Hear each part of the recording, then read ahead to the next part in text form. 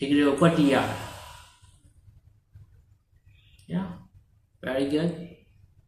Video number 19ရဲ့25ရဲ့မှာကျွန်တော် PIND equation နဲ့ပတ်သက်ပြီးတော့ကျွန်တော်ပြောခဲ့တယ်။နံပါတ်15မှာဆိုရင်speed control အတွက်ကျွန်တော် PI အောင်သုံးပြီးတော့ဖြည့်ရှင်းခဲ့တယ်။video နံပါတ်19မှာမက်လက်မှာ simulate ဆန်းခဲ့တယ် position control အတွက် P တစ်ခုလည်းနဲ့အဆင်ပြေသွားတယ်။အဲ့တော့ကျွန်တော်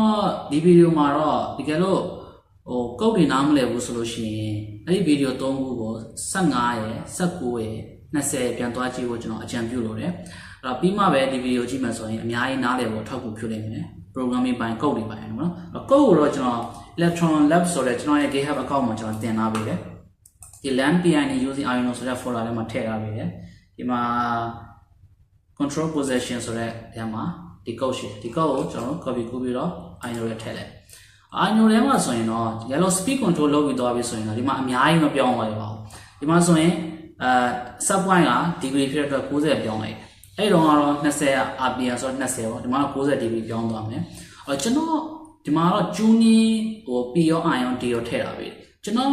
position control အတွက် video နံပါတ်19မှာမက်လက်မှာ simulate လုပ်တဲ့အချိန်မှာp တခုနဲ့တင်အဆင်ပြေသွားတယ်အဲ့တော့ကျွန်တော်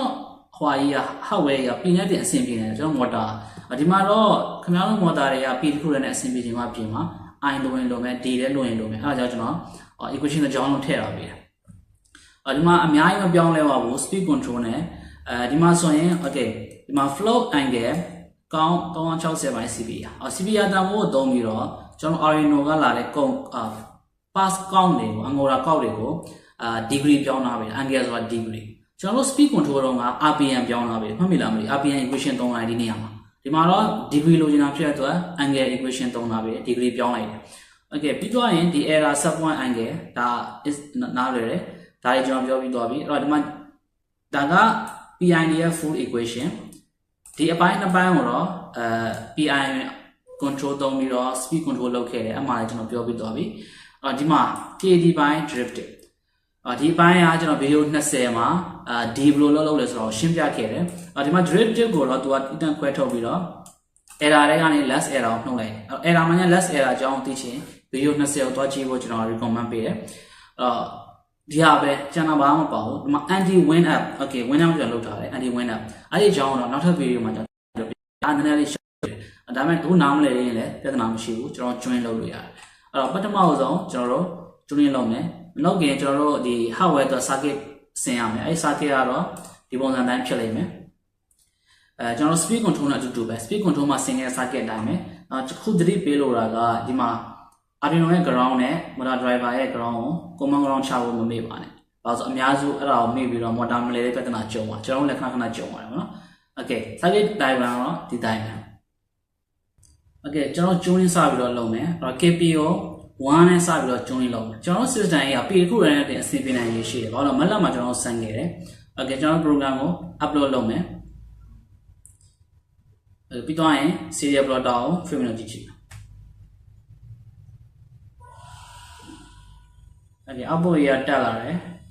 sub point ကိုမရောက်ဘူး sub point 90 degree ကိုမရောက်ဘဲနဲ့85မှာညင်သွားတယ်ဆိုတော့ကျွန်တော် P ကိုထပ်ပြီးတော့တိုးပေးမယ် P ကို2လောက်ထားလိုက်မယ်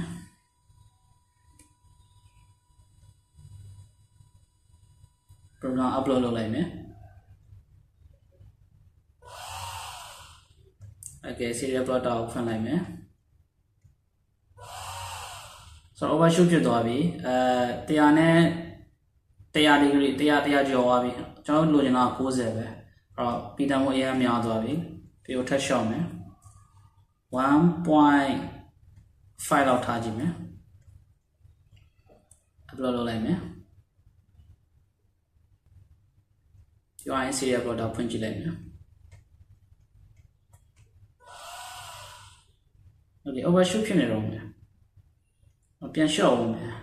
Wi-Fi ကများနေတယ်အဲ့တော့ကျွန်တော်တို့ 1.2 လောက်ပဲထားကြည့် upload လုပ်လိုက်မယ်ပြောရင် serial plotter ကိုဖွင့်လိုက်ဆိုတော့80မရောက်ဘူး98လောက်မှညင်သွားတယ်လိုနေသေးတယ်ကျွန်တော်ထပ်တိုးပေးမယ် 1.3 လောက်ထားကြည့်မယ် upload လုပ်လိုက်မယ်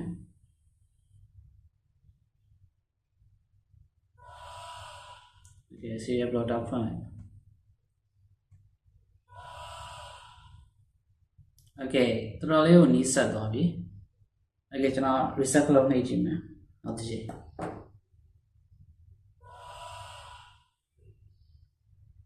Yeah တော်တော်လေးကိုနီးစပ်ဆက်ဖြစ်တယ်ကျွန်တော်ထင်တယ် 0.2 လောက်ဝန်းကျင်လောက်ပဲ error ရှိနေတယ်အဲ့တော့ဒီလောက်ကတော်တော်လေးကိုကောင်းတဲ့အခြေအနေမှာရှိတယ်ဗျာကျွန်တော်တို့ okay နည်းနည်းထပ်တိုးကြည့်အောင် 1.32 လောက်ထားကြည့်ပါကွက်တီရောက်လာရောက်နိုင်ကြီးရှိလား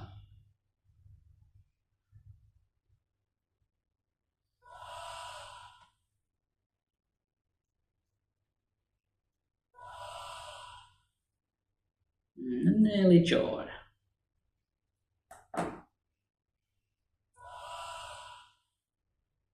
ယ်နည်းနည်းလေးကြော်ပါမယ်1လောက်ထားကြည့်မယ်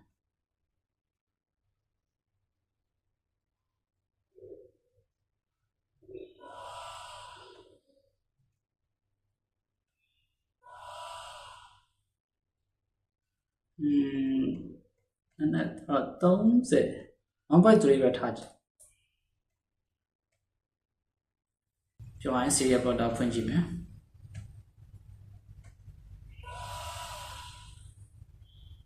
Yeah ဒီလောက်အဆင်ပြေတယ်ဗျာလက်ခံပေးလို့ရတယ်အဲ့တော့ plus or minus 0.5 လို့ဝင်နေဗျာ see စကေကျွန်တော်တို့ဒီလောက်ကကျွန်တော်တို့အဆင်ပြေတယ်ဘာလို့ဆိုတော့90ဆိုရင်ကျွန်တော်90ဆိုရင်89.8 ဝန်းကျင်လောက်ဒီမှာထိအောင်ထိသွားပြီဒီကလေးကိုကွက်တီးရ Yeah very good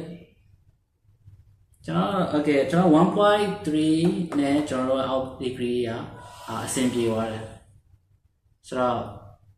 okay ခင်ဗျားတို့ system မှာလည်းဒီလိုနဲ့လိုမယ် I လိုနဲ့လိုမယ်ဒါကတော့ကိုယ့်အမှုတည်တယ်ကျွန်တော်မှာတော့ P တစ်ခုတည်းနဲ့တင် sub point 90 degree ကိုကွက်တီးရောက်သွားတယ်ဆိုတော့ see you next video